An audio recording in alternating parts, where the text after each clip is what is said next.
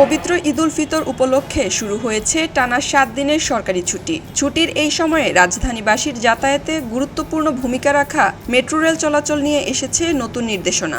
ঈদের দিন metro rail চলাচল বন্ধ থাকবে, তবে ঈদের পরদিন থেকেই আবার স্বাভাবিক সময়সূচি অনুযায়ী চলবে মেট্রো রেল সেবা।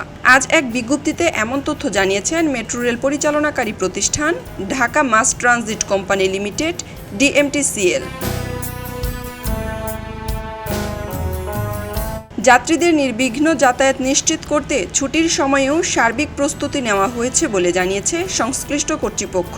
ফলে ঈদের আগে ও পরে যাত্রী চাপ সামাল দিতে গুরুত্বপূর্ণ ভূমিকা রাখবে এই গণপরিবহন ব্যবস্থা।